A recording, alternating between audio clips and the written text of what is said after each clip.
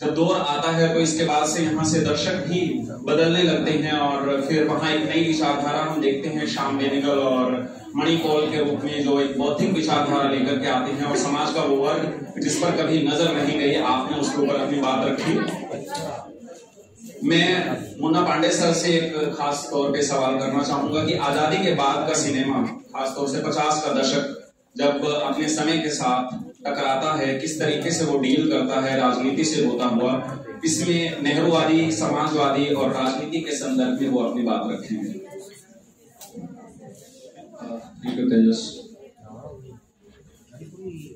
50 का दशक दरअसल सिनेमा के इतिहास में भी, भारतीय इतिहास में भी 50 के दशक को उम्मीदों भरा जमाना का, जब आइडिया ऑफ इंडिया लिखा जा रहा है, जब सुनील कुलकर्णी लिख रहे हैं, असल में उम्मीदों का जमाना कहा गया, यानी नई नई योजनाएं बननी शुरू हुई, नया आजाद मुल्क।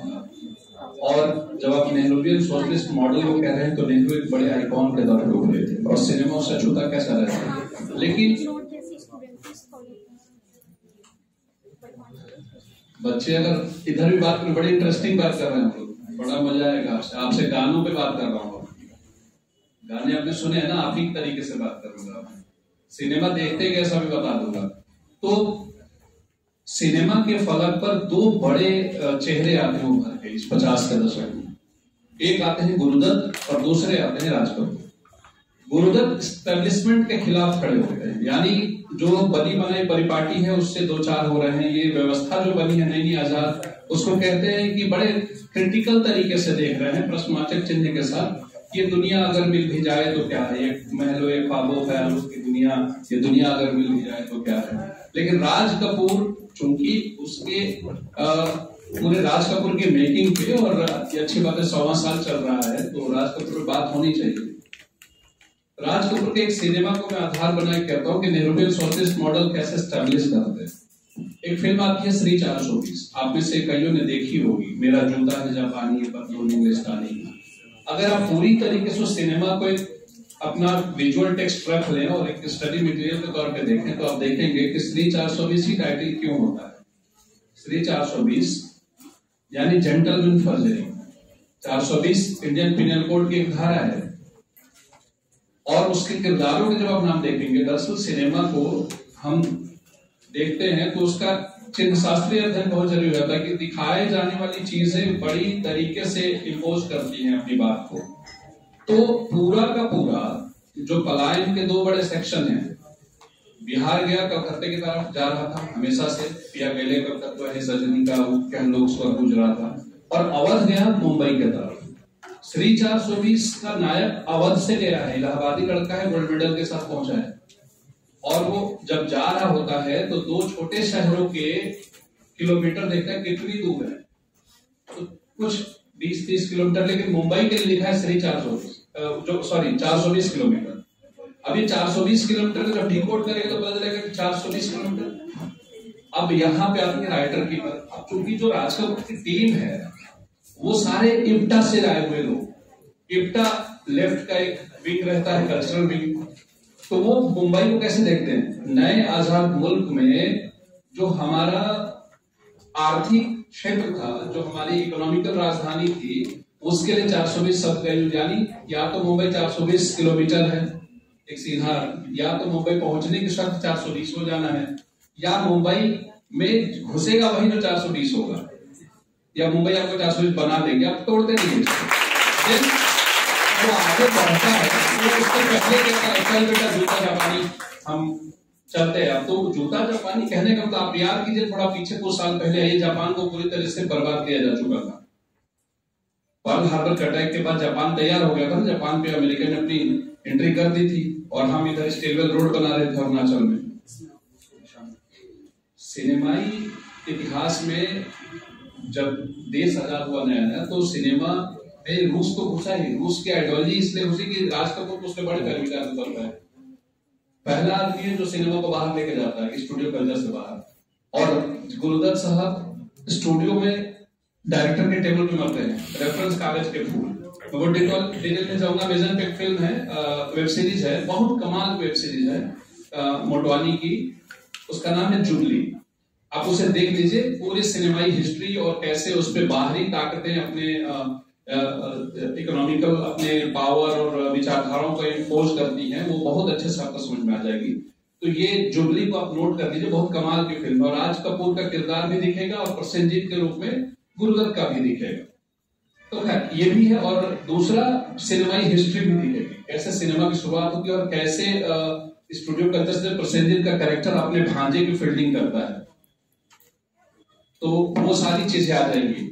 खैर सत्येंद्र मुखर्जी हुआ करते थे, उन्होंने अशोक कुमार को फिर लॉन्च किया, तो ये लंबा चला जाएगा, इसलिए राज कपूर पे कहता हूँ। राज कपूर जब आगे बढ़ते हैं, आप समझिए जब देश का संविधान बन रहा था तो हमने एक धारणा मोटा मोटी सुनी है ना कि सब जगह से अच्छा ले लिया था, लेकिन उसकी मूल आत्मा हिंदुस्तानी रखी थी। तो रशियन समाजवाद ले लिया था, मेरा जूता है जापानी, हालत तो खराबी थी, सिर पे लाल टोपी दूसरी फिर भी दिल है हिंदुस्तानी।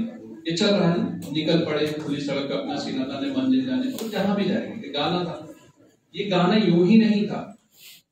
अब आगे जाते हैं तो एक जगह चक्कर फेंकते हैं, मुंबई जाते हुए गाड़ी को रोकते हैं और उस गाड़ी से लिफ्ट मांगते हैं। अंत में एक बड़ा मजेदार सा वाक्य होता है और गाड़ी वाला समझ जाता है झूठ बोल के लिफ्ट मांगे है, कहा कि सदा सत्य बोलने का सब खाओ उधरो गाड़ी में से। तो कह रहा भाई साहब सत्य बोला तो आपने उतार दिया, झूठ बोला तो आपने तोड़ी कुलो लगाया, पंखा झला। तो कह रहा है तो कोई 420 मालूम होता है, अगेन 420 आता है। ये सिर्फ फिल्म शुरू होने के 15 मिनट के भीतर दृश्य है और 420 तो ये चिढ़ जाता है, कहता है कि अगर मैं 420 हूँ भाई साहब तो आप और आपके बाद पूरे सिनेमा के फ्रेम पर गाड़ी का नंबर प्लेट है, मुंबई का नंबर है और 840 लिखा। आप समझिए, यानी मुंबई में रहता है, कार पे चल रहा है, मैं पैदल चल के अगर 420 तो आप 840। तो विचारधाराएं कैसे काम करती हैं, जो वर्गीय चरित्र बनता है किरदार का, मुंबई में घुसने पर भी कहता है क्यों भैया ये यहाँ पे आदमी को फुर्सत नहीं किसी बात सुनने की, तो हट जा धंधे का जो हैंडीकैप्ड है वो कहता है कि ईमानदार आदमी के लिए काम करने की जगह नहीं है, लेकिन झूठ बोल के पैसे बनाने के रास्ते हैं 420। बट अगेन ऐसी बातें चलती रहती हैं। हीरोइन का नाम है विद्या जो फटेहाल है, लेकिन माया के साथ मिलकर राजू राज साहब हो जाते हैं। असल में सिनेमा नेहरूवियन सोशलिस्ट मॉडल में एक सपना दिखाया गया था और हमने योजनाएं बनानी शुरू की थी कि हम देश कैसे चलेगा पंचवर्षीय योजनाओं के रूप में। तो ये राज कपूर उसके बड़े चेहरे के तौर पर उभर के सामने आए और उसके साथ उन्होंने अपनी फिल्में बनाई। मैंने 420 का जिक्र इसलिए किया कि 420 जब आप देखेंगे तो उस समय की राजनीति के साथ समझ पाएंगे कि सिनेमा कैसे डील करता है, क्योंकि लिटरेचर भी प्रभावित था बहुत ज्यादा नेहरू से। नेहरू इतने बड़े चेहरे थे और उससे प्रभावित होना बनता भी था, और हमेशा अभी का सिनेमा भी अपने समय के बड़े पॉलिटिकल आइकॉन से प्रभावित होता है। कुछ तो ऐसे होते हैं जिनको सदियां याद रखती हैं, जैसे महात्मा गांधी, जैसे बाबा साहब अम्बेडकर। ये लगातार ये लोग रहेंगे, हमेशा रहेंगे। लेकिन जो तात्कालिक लोग होते हैं 5 साल वाले, 10 साल वाले और तात्कालिक लाभ वाले, मैं इस बात को बड़े ईमानदारी से और बड़े मैं इसको जोर देकर कहना चाहूंगा कि सिनेमा कोई ईमानदार माध्यम नहीं है। पैसा लगा है, उद्योग है और वो मुनाफा उसका मूल चरित्र है, मुनाफा लेना। तो सेकेंडरी जो सिनेमा चेंज के लिए बना रहे थे उनके लिए एनएफडीसी जैसे ही सरकारी संस्थाएं थी। तो पैरलल सिनेमा का मूवमेंट जो आया, वो पैरलल सिनेमा का मूवमेंट तो फ्रांस के न्यू वेव सिनेमा से जनरेट हुआ और उसके आधार पर इन्होंने लेफ्ट वाली जो विचारधारा थी उस पर या फिर जनता तक पहुंचने की कोशिश वाला सिनेमा था, जिसमें भुवन सोम आया। भुवन सोम से इसकी शुरुआत होती है, आपने मणिकौल का जिक्र किया था, उसकी रोटी और कुमार साहनी इसमें आ जाते हैं। कुमार साहनी की है उसकी रोटी, आप मतलब देखना चाहिए। मणिकौल ने फिर बड़े एस्टैब्लिश हमारे नाटकों को सिनेमा के तौर पे आषाढ़ का एक दिन और दूसरी बनाई। तो ये चीजें आती रही, मुक्तिबोध पे भी बनाए, सदा से किरदार, ये सब चीजें रही। तो ये विचारधाराएं जो होती हैं, जो सत्ता पोषित जब हो जाती हैं, तो बड़े चतुराई से अपनी बात कहनी होती है। कई बार कूटनीतिक चतुराई जरूरी होती है बात कहने के लिए, जैसे भारतेंदु ने कहनी शुरू की थी अपने समय में। वो कूटनीतिक चतुराई की जरूरत थी। आज कुछ फिल्में डायरेक्ट टकरा रही हैं, लेकिन आप जानिए अब तो सिनेमा हाउसेस स्टूडियो आ गए हैं, तो आप रिलीज होने के लिए परेशान होंगे। कुछ दिनों में आपको पता चलेगा कि सेंसरशिप जब आएगी तो हो सकता है नेटफ्लिक्स भी लेने से मना कर दे कुछ फिल्मों। तो राज कपूर को सिनेमा को देख लीजिएगा और फिर अपने आप को एक बार आइडेंटिफाई कीजिएगा, हम सिनेमा देखते कैसे हैं। क्योंकि देखना छोड़ा है हमने, हम सिर्फ मनोरंजन के लिए देखते हैं। तो मनोरंजन के लिए सिर्फ देखेगा तो सिनेमा पे वैचारिकी का क्या असर है, ये समझ में नहीं है। राज कपूर एक खास विचारधारा के इंसान थे और जब उन्होंने मेरा नाम जोकर का जो आपने जिक्र किया वो बाद में पता लगता है कि फ्लॉप भी हो गई थी इस चीज पे। खैर हम आगे चलते हैं और इस सत्र को समाप्ति की ओर ले जाते हैं। यहाँ पे भारतीय सिनेमा में अम्बेडकर की जो स्थिति है और जो विचारधारा है वहां से होते हुए मेन स्ट्रीम सिनेमा में विचारधाराएं कैसे टकराती हुई नजर आती हैं, उनमें कुछ समानताएं या विषमताएं अगर आपको नजर आती हैं उन पे आप बात रखिए अपना, और वहां से होते हुए इस सत्र को आप समाप्त कीजिएगा, मेरा अनुरोध है।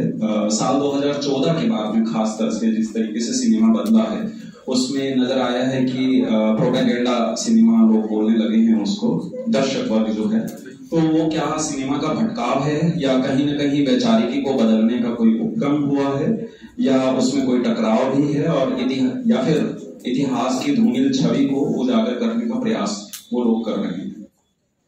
दो बातें, और ये अंतिम सवाल भी आपका है तो इसको मैं थोड़ा सा व्यास शैली में इसका उत्तर दे देता हूँ। पहली बात तो ये है कि राज कपूर के लिए तो मारा पीटी हो सकती है, मेरा पर्सनल वो है। राज कपूर की मेरा नाम जोकर फ्लॉप हुई, इसके कारण दूसरे ही क्योंकि हम जोकर का तमाशा देखा, लेकिन जोकर के भीतर का दर्द देख लिया।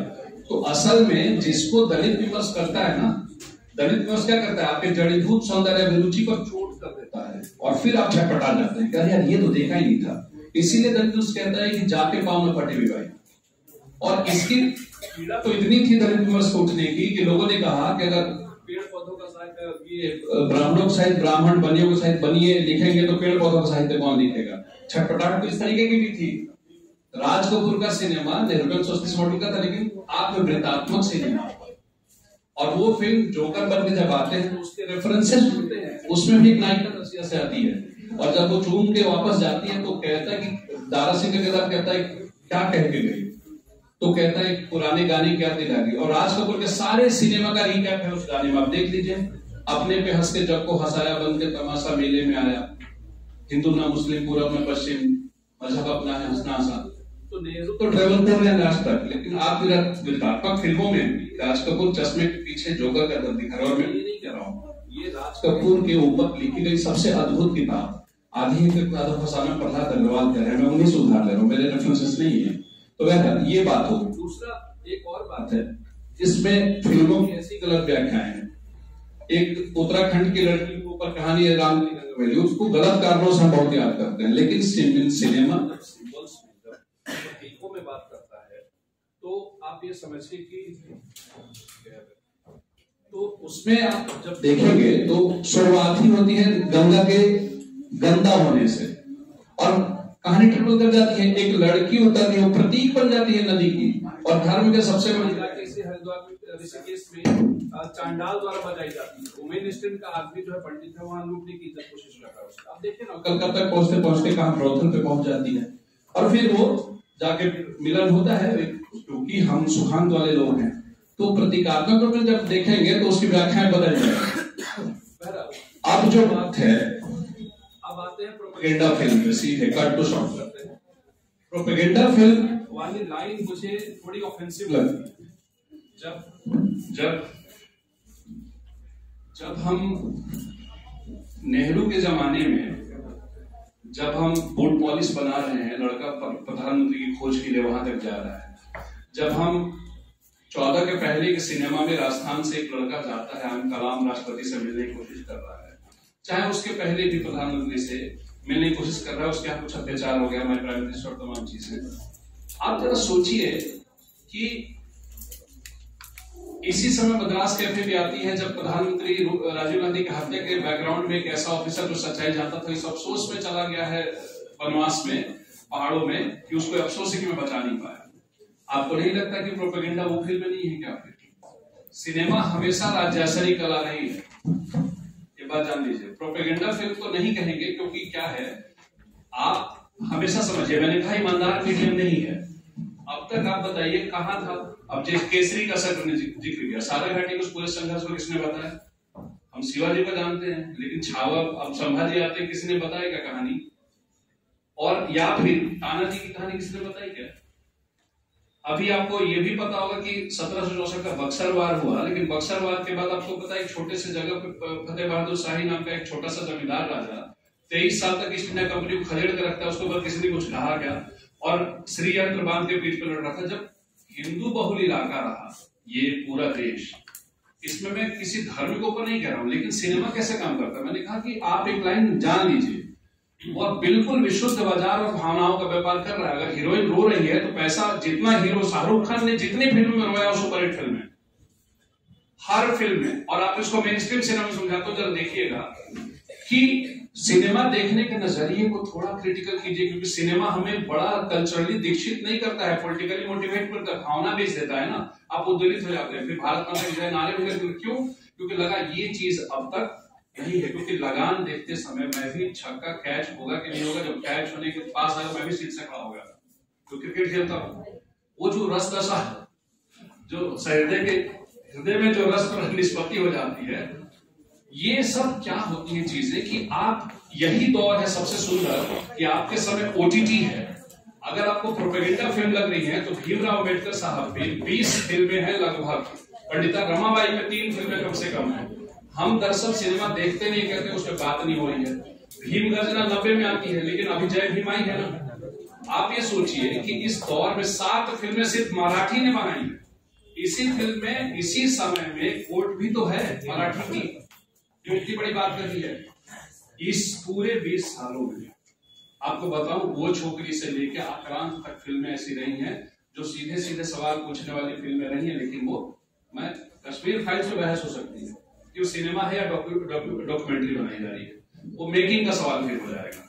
लेकिन ये सारी फिल्में बन रही हैं और वो रीजनल सेंटर्स पे बन रही हैं, आवाजें रुकी नहीं गई, क्योंकि आपके पास अब नेटफ्लिक्स है, अब आपके पास अमेजन है, दूसरे माध्यम आप रोक लीजिए, यूट्यूब है आप रोक लीजिए। ऐसी चीजें हो ही नहीं सकती, इतनी आजादी तो थी ही नहीं कभी।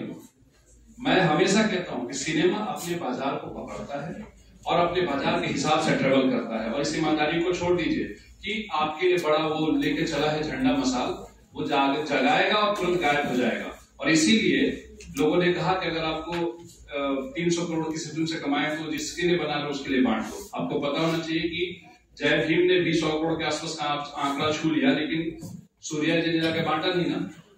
लेकिन फिल्म बन रही है, इसके लिए आपको तारीफ होनी चाहिए। वो अब तक अबूझ चीजें थी, जो अनचीनी आवाजें थी, वो मेन स्ट्रीम आ गई। ये आपके लिए खुशी की बात है कि लोगों को समझ में आ रहा है कि हाँ ये गलत है। जैसे एक और पॉपुलर सिनेमा को उदाहरण देकर अपनी बात खत्म कर दूंगा। हम देवदास देखते हैं, इस त्रिवादी नजरिए से कभी देवदास देखिएगा तो देवदास से बड़ा इडियट दिखेगा नहीं धरती पर। एक लड़की रात को 1 बजे आती है, कहती है कि पूरी दुनिया ने तय कर दिया है, मेरा कल निर्णय होना है, लेकिन मैं तुमसे प्रेम करती हूं, तुम्हारा निर्णय क्या है? रात को 1 बजे एक स्त्री किसी के घर आती है, दरवाजे पे रामायण पाठी आदमी बैठा हुआ है बंगाल के कल्चर के हिसाब से। वो पूछते तुम्हारा निर्णय क्या है? पुरुष जानते क्या कहता है?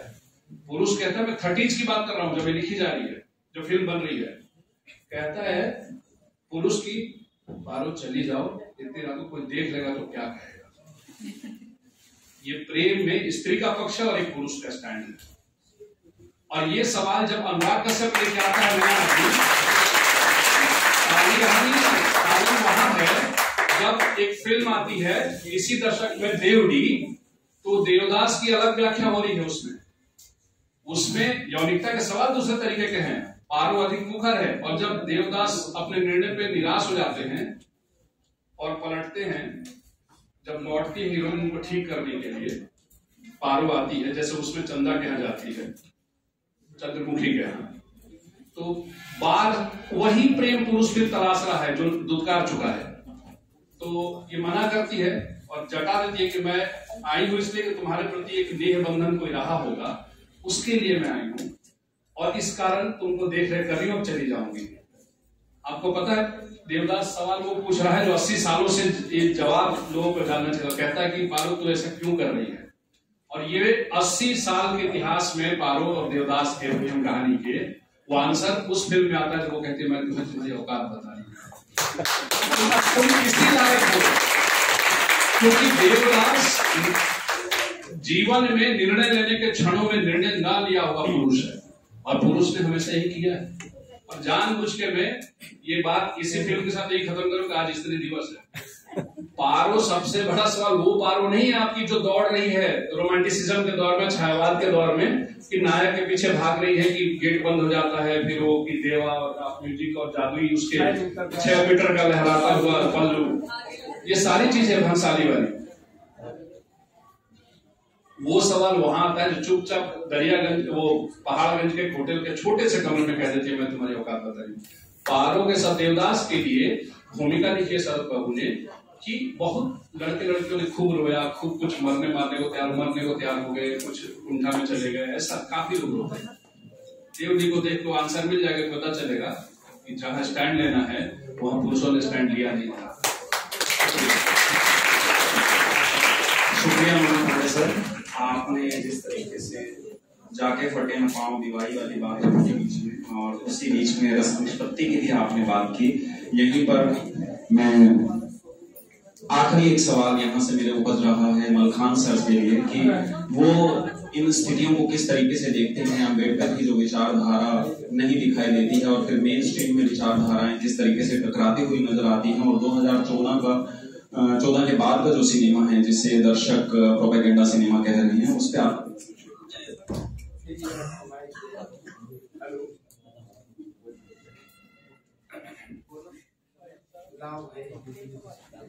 बंद हो गया सर, आपकी आवाज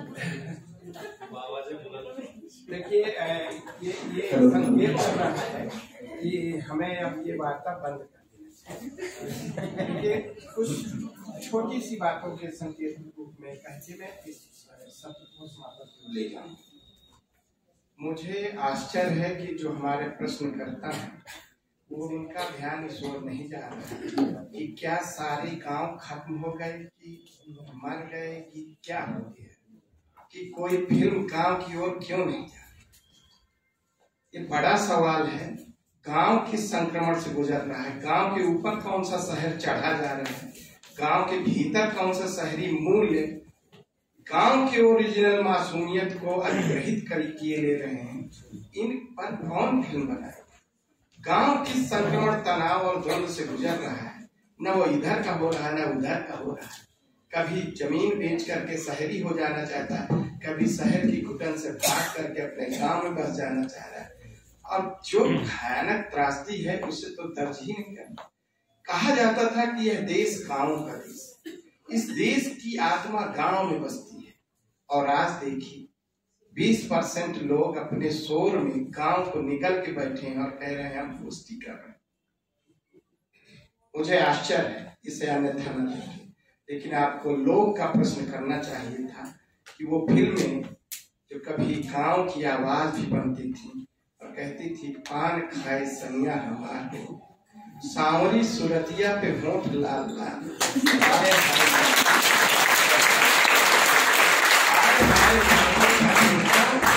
मलमल के कुर्ते पे छीट लाल लाल, कितने सुंदर भाव थे, कितनी सरसता थी, कितनी सहजता। दुनिया की सारा गुणागण एक तरफ और प्रेम की मासूमियत और प्रेम का समर्पण एक तरफ।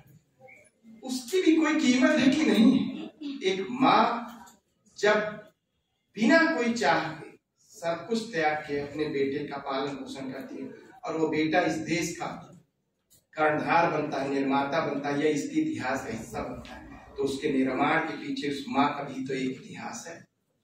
अगर देश के लिए उत्सर्ग करना एक मूल्य है तो माँ का भी तो एक मूल्य है। ये बड़ी बात। दूसरी बात इन्होंने कहा कि प्रोपेगेंडा को क्यों बात नहीं कर रहे। मैं इन्हें रोकूंगा कि दरअसल प्रोपेगेंडा शब्द पत्रकारिता का शब्द, अब आप इस पे ला रहे हैं तो ये आपका वाजिब है लाना है, क्योंकि सिनेमा पत्रकारिता की तरह बिहेव करने लगा और ये पूरी तरह से नहीं कर रही है। ये मुन्ना जी ने बताया सारा सिनेमा इस रंग में नहीं रहा, पर हाँ सिनेमा का एक हिस्सा इस एजेंडे का शिकार हो रहा है। बड़ी बारीकी से कुछ ऐतिहासिक कहानियों, ऐतिहासिक पात्रों के पीछे से अपने एजेंडे को धीरे से समाज के बीच में फैला रहा है। ये सातिरपना चल रहा है। आप सोचिए, मैं इसका एक उदाहरण दूंगा कि जिस संवेदनशील विषय को उसके अंतरराष्ट्रीयकरण के विरुद्ध थे कश्मीर, और वो चाहते थे कि हम जाके जेएनयू या किसी ऐसी जगह पे नारा लगा दें जहां से मीडिया हमारी बात को सब जगह पहुंचा दे और ये कह दे कि दरअसल यहाँ पर आजादी की लड़ाई लड़ी जा रही है। वो इस फिराक में थे कि हमारे इस अत्याचार को आजादी का नाम दे दिया जाए। तो सरकार इसको दमन करती थी कि नहीं ये गलत प्रयास है और इसको बाहर नहीं जाने देती थी। लेकिन एक फिल्म ने उनके सारे नारे, उनके सारे गाने, उनकी सारी श्रद्धांजलि, उनके सारे प्रयास को दस्तावेजीकरण करके पूरे अंतरराष्ट्रीय फलक में दे दिया और ये विवाद पैदा कर दिया कि दरअसल दो स्थितियां हैं। ये बना दिया दो स्थितियां, ये एक ही स्थिति नहीं है। उसका एक कारण ये कि वहां आजादी नहीं, इस रूप में ले गई वो फिल्म। और वो फिल्म सच में इस सदी की सबसे घटिया फिल्म है, जो जेनोसाइड को, सामूहिक नरसंहार को, जो इतिहास की सबसे बड़ी त्रासदी है, उस सामूहिक नरसंहार के ऊपर एक फर्जी झूठा प्रोपेगेंडा। और दोनों वो निर्माता बैठ के दुबई में और कहा कि सरकार से भी हम पैसा ले रहे हैं, जनता से भी पैसा ले रहे हैं, हमारी फिल्म हिट हो गई। तो किस तरह से बाजारवाद घुस गया, किस तरह से एजेंडावाद घुस गया है और किस तरह से इन सब के बीच में बारीक खेल चल रहा है, तो हमें इस सब में सजग होना पड़ेगा। ये है कुछ, लेकिन आप यह सोचे कि सब कुछ बेकार हो गया है साथी। तो मैं ये बात क्यों कह रहा हूं कि देखिए, जिस अपराधीकरण के विरुद्ध, मैं एक मिनट में बात कर रहा हूं, जिस अपराधीकरण के विरुद्ध लोकतंत्र की स्थापना हुई, राजनीति आई, अपराधीकरण क्या था? ये समाज का अपराध ही था कि वो भेदभाव कर रही थी, दूसरे के अधिकारों का हनन कर रही थी, न्याय नहीं हो रहा। हमने इसीलिए आजादी प्राप्त की ना कि सबके साथ समान व्यवहार होगा, सबको न्याय मिलेगा, सबको आगे बढ़ने का अवसर मिलेगा। ये आजादी का मूल मंत्र इतने है ना। राजनीति बाद में अपनी रक्षा के लिए उन्हीं अपराधियों से साठगांठ कर लिया और एक टर्म आया साहित्य में कि राजनीति का अपराधीकरण आया। आज टर्म आया है राजनीति का बाजारीकरण। तो राजनीति आज व्यापार का माध्यम बन गई है, उसने अपराधियों को मार रही है, व्यापारियों को गले लगा रही है। लाभ का एजेंडा आज भी उसकी जेब में है, वो हर हाल में लाभान्वित होना चाहती है और इस फिल्म में भी लाभ का हिस्सा है, राजनीति भी लाभ का हिस्सा है। तो हम उत्तराधुनिक दौर में, चाहे कह दिया गया विद्वानों द्वारा कि सारे मूल्य विसर्जित हो चुके हैं, आप जिंदा है तो यकीन करिए और कोशिश करिए, पर सब ये खत्म नहीं हो जाती। इसके बावजूद संभावना जिंदा रहती है। इन संभावनाओं को तलाशने के लिए हम विमर्श करते हैं, चर्चाएं करते हैं और इन चर्चाओं के माध्यम से फिर से एक बेहतर दुनिया की तलाश करते हैं। इतनी बातों के साथ मैं अपनी बात विराम। शुक्रिया। मैं राम भरोसे सर को सौंपता हूँ आगे के कार्यक्रम के लिए। मुझे लगता है ये सत्र बहुत लंबा हो गया, कहीं कहीं गंभीर भी हुआ। राम भरोसे सर।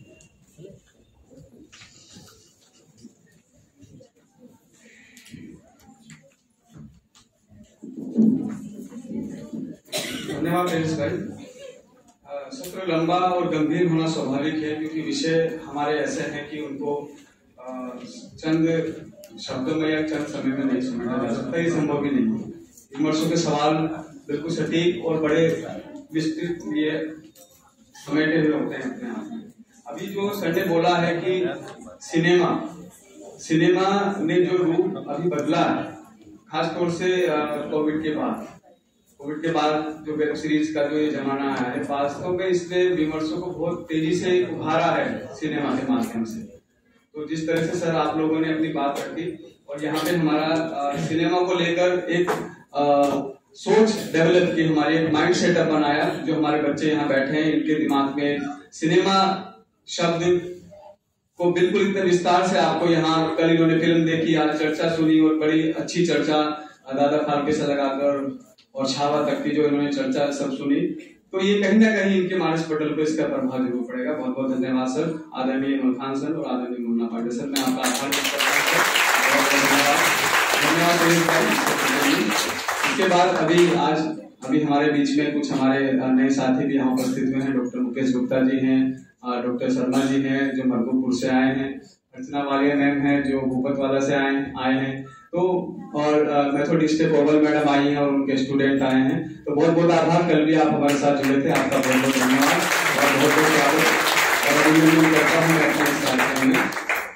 अब आगे बढ़ने से पहले आगे की आज के जो हमारे मुख्य वक्ता हैं, जो आदरणीय, जो बड़ी दूर से और तमाम स्वास्थ्य खराब होने के बाद भी हमारे बीच में मेरे एक आग्रह पर यहाँ पधारी हैं प्रोफेसर कल्पना मैम, उनको हम सुनेंगे। उससे पहले मैं अपने महाविद्यालय की 2 बालिकाओं को बुलाना चाहूंगा जिनकी कविताओं का जिक्र हमने कल किया था, जिनका इस पुस्तक में भी संकलन आया है। तो मैं सबसे पहले भारती को बुलाना चाहूंगा, वो भारती आए और अपनी जो कविता जो आपने क्योंकि ये एक मंच है और आज अवसर है, महिला अंतर्राष्ट्रीय दिवस हम मना रहे हैं, तो हमें जितना हो सके अपनी बालिकाओं को, अपनी बहनों को, अपनी बच्चियों को अवसर प्रदान करनी चाहिए। आज भारती बेटा।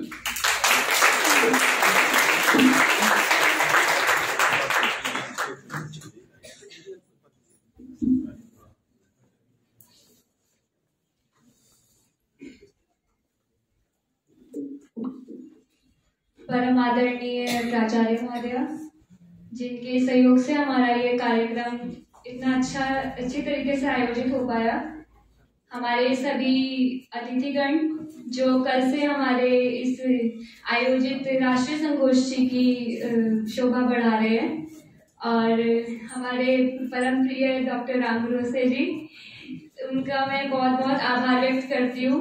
उन्होंने मुझे मंच प्रदान किया और मेरे सभी सहपाठियों।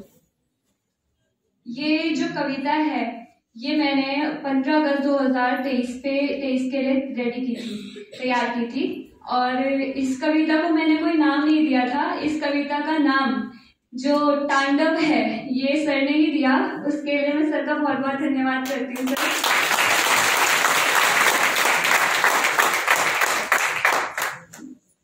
वैसे तो कहने को सबके पास है माँ बहन बेटी और बीवी, वैसे तो कहने को सबके पास है माँ बहन बेटी और बीवी, पर शोषण के समय कहाँ जाती है वह श्रद्धा भक्ति।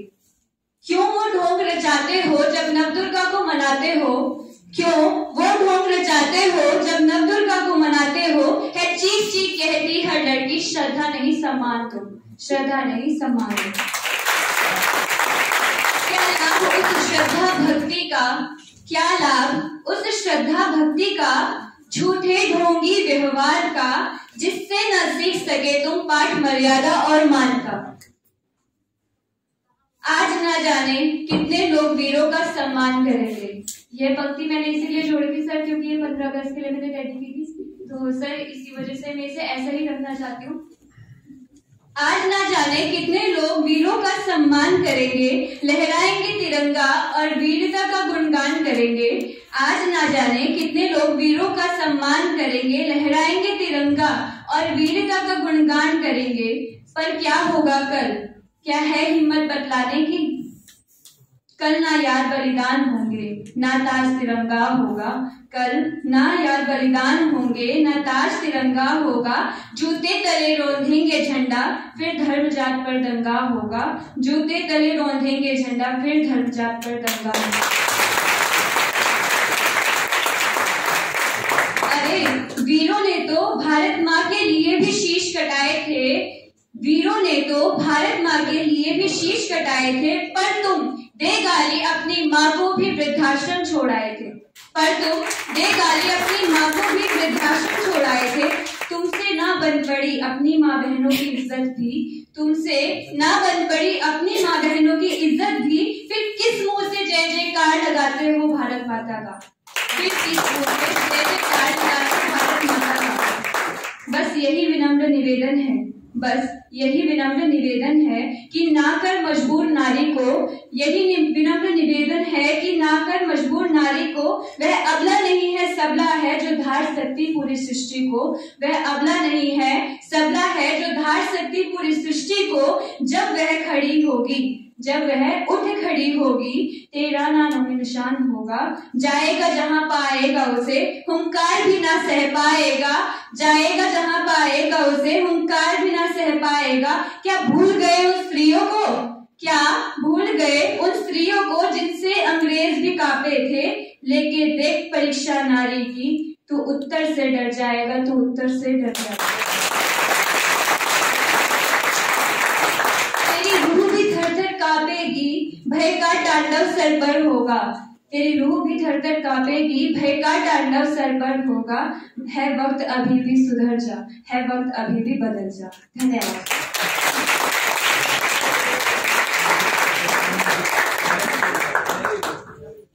बहुत बहुत धन्यवाद भारती। और ये जो कविताएं मैंने इस पुस्तक में जो संकलित की हैं, ये इसके बारे में बच्चों को नहीं पता था। ये मैंने सोशल मीडिया से ही वीडियो उठाई, मैंने कहा था कितना सुंदर हमारे बच्चे लिख रहे हैं। और ये दूसरे नाम से लिखती है, तो मैंने इससे पूछा, मैंने कहा हाँ सर, ये मैं इस दूसरे नाम से लिखती हूँ। तो ये ऐसे बच्चे हमारे बीच में उपस्थित हैं, तो ये हमारे लिए गर्व की बात है और इस महाविद्यालय के लिए गर्व की बात है। इसके बाद एक नन्ही मुन्नी अपनी बहुत प्यारी सी बच्ची को बुलाना चाहूंगा, प्रिया त्यागी। बहुत सुंदर लिखती है और अभी राष्ट्रीय युवा कवियों का जो संकलन निकला है, उस संकलन में इस बच्ची की कविता भी संकलित की गई है। प्रिया त्यागी।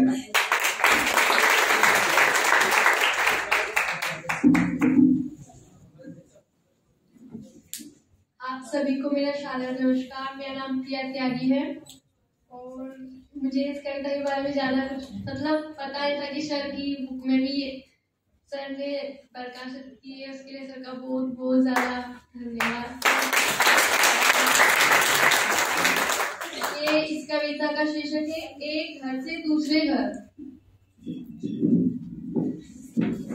छोड़ के अपना बसेरा एक नए घर आती है, नए रिश्ते नए लोग अपने प्रेम से महकाती है, अपनी पहचान की एक नई दुनिया बनाती है। शक्ति है उस नारी की, हर दर्द हंसकर सह जाती है, नए रिश्ते प्रेम के भाव से अपनाती है। फिर भी समाज की नजरें उसे हर छोटी बात पर दोषी ठहराती है। बोलना चलना सब कुछ देखा जाता है, फिर भी उसे सबका मोह लग जाता है। शक्ति है उस नारी की, हर दर्द सहने की, छोटी बात नहीं होती अपने घर से विदा लेने की। ये समाज सिर्फ एक बीज सोच का बोता है, वही नई सोच में किसी के लिए एक नई माँ में ममता का आंचल, तो फिर किसी के लिए जिंदगी बस घर का एक कोना होता है। ये नारी है जनाब, हंसते हंसते सब सह जाती है, छोड़ के अपना बसेरा एक नए घर को आती है। धन्यवाद।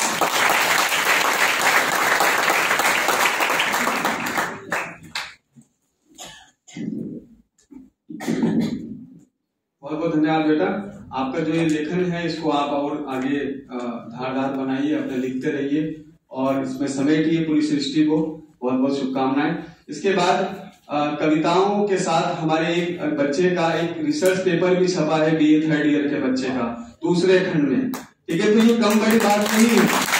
एक BA वर्ष का छात्र शोध पत्र, बिल्कुल शोध पत्र के तरीके से लिख रहा है, तो ये इसके लिए बधाई के पात्र हैं। हमारे बच्चे जो हैं, BA 3 वर्ष के छात्र हैं, डॉक्टर ये क्या है, पुनीत कुमार, ये आ जाएं और अपना इसका सारांश थोड़ा सा सार भर एक पेज का पढ़ने की आप क्या बताना चाह रहे हो। इनके जो शोध पत्र का शीर्षक था वो था संत काव्य परंपरा में मानवीय मूल्य। तो ये थोड़ा सा आपको हिंट देंगे कि क्या लिखा है मैंने इसमें ना। मैम धन्यवाद, मुझे इतना समझते हैं।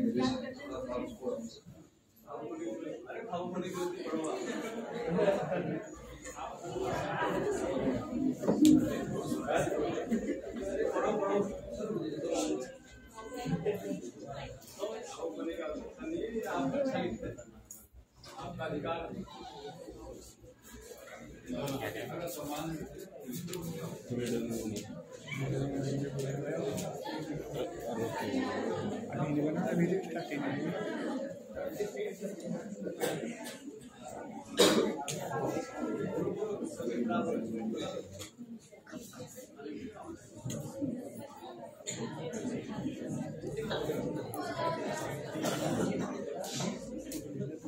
नमस्कार सर। सर्वप्रथम मैं जो हमारे मुख्य अतिथि है सर जी, मैं जानता नहीं सर, महाराष्ट्र से आए हैं सर, मेरे लिए खासकर और हमारे आशीर्वाद देने के लिए सर। और JNU के professor doctor Malkhan Singh sir, मैं उनको भी नमस्कार करता हूँ सर। और हमारी प्राचार्य मैम बैठी है, मैं उनको भी नमस्कार करता हूँ, और डॉक्टर राम भरोसे सर का जितना मैं धन्यवाद करूँगा सर। और सर अपनी बात कहने से पहले जो सर ये मेरा टॉपिक था संत काव्य में मानवीय मूल्य, सर मैं एक बुक पढ़ रहा था, वो भी सर के द्वारा दी गई थी, उसमें थोड़ा जैसे शुरू में पढ़ रहा था तो आ गया था टॉपिक, तो मैं सोचा कि कुछ लिखूंगा। फिर मैंने सर को रात के 12 बजे कॉल किया कि सर मैं लिखना चाह रहा हूँ, बताइए सर क्या करना है। तो वो टॉपिक थोड़ा सा नहीं बताया, उस बीच में सर मैं अपने विचार थोड़े कम शब्द में दूंगा सर। संत काव्य परंपरा सर क्या है? सर संत काव्य परंपरा में संत रैदास हुए, संत कबीर हुए सर। संत रैदास लिखते हैं सर मैं स्टार्टिंग से शुरू करूंगा कि उस समय आम जनमानस जो गरीब था, अनपढ़ था, पढ़ लिख नहीं सकता था, उनके जीवन में मानवीय मूल्यों का संचार करने के लिए संतों गुरुओं ने यात्राएं की और अपने विचारों का प्रसार प्रसार किया। क्योंकि सर उस समय रेलगाड़ी नहीं थी, तो प्रचार प्रसार किया कैसे जा सकता है, तो वो पैदल जाते थे सर। जैसे एशिया में सर बौद्ध धर्म फैला, पूरे एशिया में है, तो महात्मा बुद्ध पैदल गए सर। आगे लिखते हैं, साहित्य समाज का दर्पण होता है, साहित्य हमें प्रकृति से प्रेम करना सिखाता है, क्योंकि जब हमें प्रेम का भाव प्रदर्शित करना होता है तो प्रकृति ही केंद्र में आती है। सर इसको हम जोड़ सकते हैं, जैसे हम गाने सुनते हैं, सागर जैसी आंखों वाली, हम गाने भी सुनते हैं सर। आगे सर काव्य परंपरा के प्रमुख संत कबीर, जो जिनको मैं अपना आदर्श में मानता हूँ सर, उनके विचार में मुझे पढ़ना पसंद है। वो कहते हैं, कबीरा खड़ा बाजार में मांगे सबकी खैर, ना काऊ से दोस्ती ना काऊ से पैर। यानी कबीरा बाजार में खड़ा होकर मांग रहा है कि ना काऊ से दोस्ती ना काऊ से पैर है, कि सब मेरे लिए जैसे है। सर संत रैदास जी क्या कहना चाहते हैं सर, उनको भी एक जाति धर्म से जोड़ते हैं कि वो चमार है। स्पष्ट बात कर रहा हूँ। वो कहते हैं, ऐसा चाहूं राज में है जहां मिले सबन को अन्न और छोट बड़ो सब संभय, रैदास रहे प्रसन्न। कोई छोटा बड़ा ना हो, सब सम रहे और रैदास प्रसन्न रहे। किसी जाति की बात नहीं की उन्होंने, सभी के समानता की बात की, समता की बात की। वही डॉक्टर अंबेडकर लिखते हैं इक्वालिटी की बात। इसमें कॉन्स्टिट्यूशन भी है सर, अगर हम पढ़ना चाहें तो अपना जो प्रस्तावना है उसमें यही बातें हैं सर सब कुछ। आगे तुलसीदास रामचरितमानस में कहते हैं, दया धर्म का मूल है, पाप मूल अभिमान, तुलसी दया न छोड़ी जब लग घट में प्राण। यानी कि दया धर्म का मूल है और पाप मूल अभिमान है, और तुलसी दया न छोड़िए, यानी कि दया करना मत छोड़िए जब तक घट में प्राण है। अगर हम दया करते रहेंगे तो हमें भी दया मिलेगी, क्योंकि मानवीय गुण भी यही है सर। आगे सर मैं लिखता हूँ सर, जैसे अगर मैं खुल के बोलना चाहता हूँ जी सर आगे इसमें लिखा है, रैदास जी कहते हैं, रैदास शर्म कर खाइए जो लोग पार बसाए, नेक कमाई जो करे कबू न निष्फल जाए। ये भी रैदास जी लिखते हैं सर। मैं अपनी बातें को यहीं पे विराम देना चाहूंगा कि समय की मर्यादा है। Thank you sir.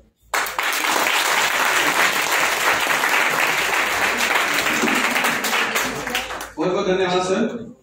और मैं सर का इसलिए धन्यवाद दे रहा हूँ कि उन्होंने इस बच्चे का उत्साहवर्धन किया, और ये शुरुआत है शोध पत्र लिखने की, और आपने बहुत अच्छा प्रयास किया है, और आपने संदर्भ भी वैसे ही दिए जैसे मैंने क्लास में समझाए थे, तो ये अच्छी बात है, बहुत बढ़िया बात है, और जोरदार तालियां इस बच्चे के लिए।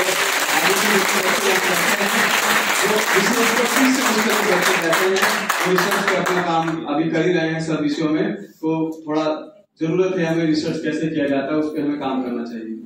अब ये जो सत्र है, जो अगला जो हमारा बातचीत चलेगी, आज की जो हमारी मुख्य वक्ता महोदया मैम है, उनका थोड़ा स्वास्थ्य ठीक नहीं है, लेकिन वो फिर भी कुछ ना कुछ अपनी बात रखेंगे। इसके साथ में इसके समानांतर एक टेक्निकल सेशन हमारा दिल्ली यूनिवर्सिटी से प्रोफेसर रक्षा गीता मैम देखेंगी, वो ऑनलाइन चल रहा होगा, और इधर हमारा मुख्य अतिथि का उद्बोधन चल रहा होगा। तो ये दोनों का संतुलन हमने एक करके देखा है कि ऑनलाइन हम उनको ऑनलाइन सौंपेंगे कि वो अपना ऑनलाइन मंच संभालेंगे, उसके बाद कैमरे का लिंक बदल जाएगा, शेड्यूल बदल जाएगा, और वो ऑनलाइन अलग चल रहा होगा और हमारा ऑफलाइन में हम जो है अपनी बात रख रहे होंगे। तो मैं इसके लिए तेजस को बुलाना चाहूंगा कि वो आए और रक्षा गीता मैम को ऑनलाइन उनको आमंत्रित करके शुरू करें, और फिर हम अपनी आज की मुख्य अतिथि जो महोदय है उनको सुनेंगे। ये रक्षा गीता मैडम दिल्ली यूनिवर्सिटी में काफी समय से अध्यापन कर रही हैं और सिनेमा की भी गहरी समझ रखती हैं। हमारी कोशिश थी कि रक्षा गीता यहाँ उपस्थित हो सके, लेकिन कतिपय कारणों से वो नहीं आ सकी, तो मैं उन्हें ऑनलाइन सत्र के लिए संगोष्ठी के आमंत्रित करता हूं। कुछ शोधार्थी हैं जो वो भी नहीं आ पाए, तो वो ऑनलाइन अपने पत्रों का वाचन करेंगे। रक्षा गीता जी वहां दिल्ली से ही इसका संचालन करेंगी और यहाँ कल्पना मैम अपना उद्बोधन प्रस्तुत करेंगे।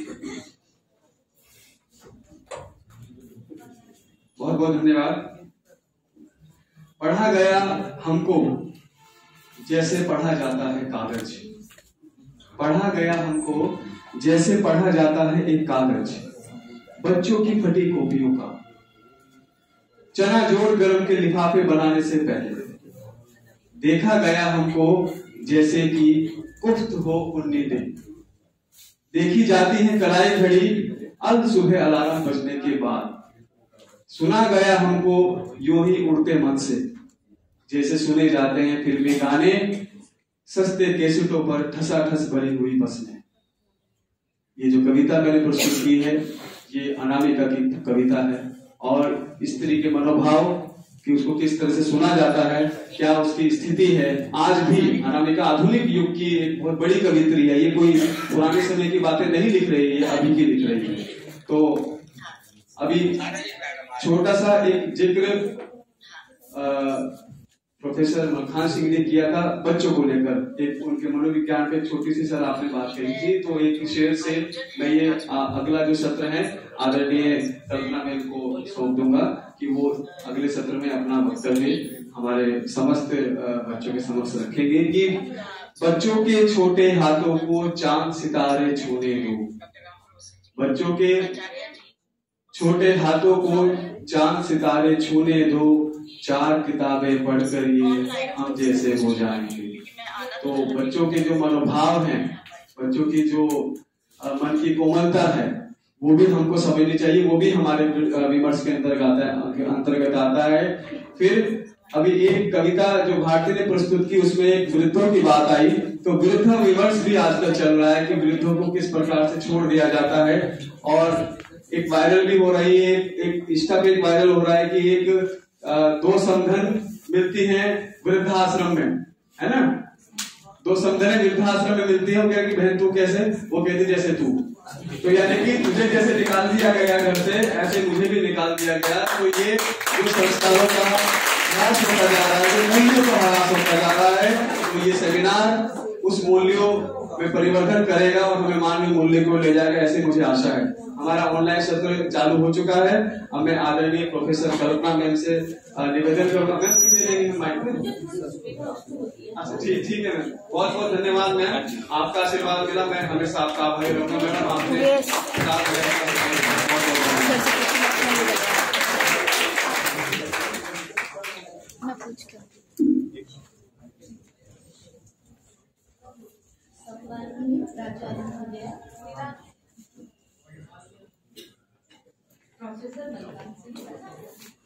प्रोफेसर